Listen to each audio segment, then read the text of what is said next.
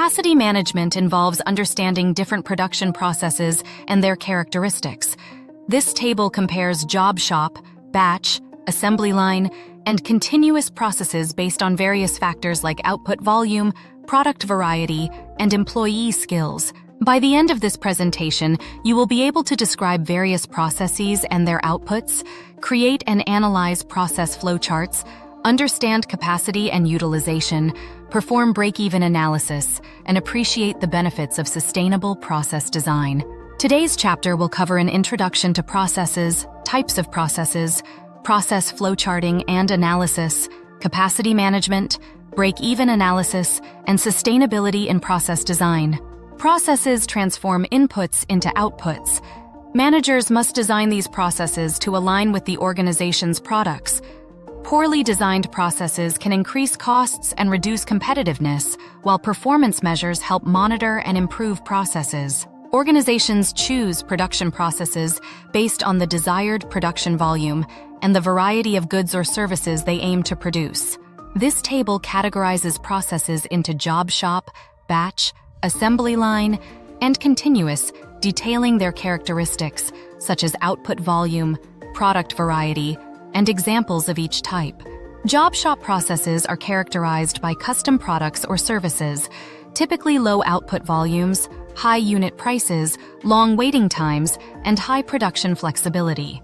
Batch processes offer moderate customization and higher volumes. Assembly line processes produce high output volumes at low unit prices, but with little flexibility. Continuous processes have low product variety and are highly automated. Mass customization combines elements of job shop and assembly line processes, creating a high volume of customized products. Postponement allows customization during final assembly. Processes can be classified based on outputs: make-to-order for custom products, make-to-stock for standard products, and assemble-to-order for products assembled after order receipt. Business process reengineering involves rethinking and redesigning processes to achieve significant improvements in efficiency and effectiveness. It includes continual process improvements using tools like flowcharts and performance assessments. The business process reengineering cycle involves steps like developing vision and objectives, understanding existing processes, identifying process changes, and implementing and evaluating the new process. Monitoring process performance involves ensuring that performance measures support firm goals, tie to customer requirements, and provide a complete picture of quality, cost, timing, and output volume. Capacity refers to the maximum number of units a facility can produce or serve per period. Design capacity is the maximum sustainable output, also known as effective capacity or best operating level. Capacity utilization is calculated by dividing actual output by effective capacity. For example, a restaurant with an effective capacity of 800 customers per day and an average of 650 customers per day has a utilization of 81.25%. If the restaurant's average customers per day changes, the new capacity utilization can be calculated, and the change in utilization percentage can be determined. Capacity management involves planning for short range, less than 3 months, intermediate range, 3 months to 1 year, and long range, longer than 1 year needs. To match demand, capacity can be varied using short, intermediate, or long-range additions. Outsourcing and capacity sharing are also strategies to manage capacity. This figure illustrates different capacity expansion approaches, including conservative, moderate, and aggressive strategies to meet forecasted demand. Economies of scale occur when increased output reduces unit costs, while dice economies of scale happen when too much size and capacity lead to higher unit costs. Understanding economies and dice economies of scale is crucial in capacity management.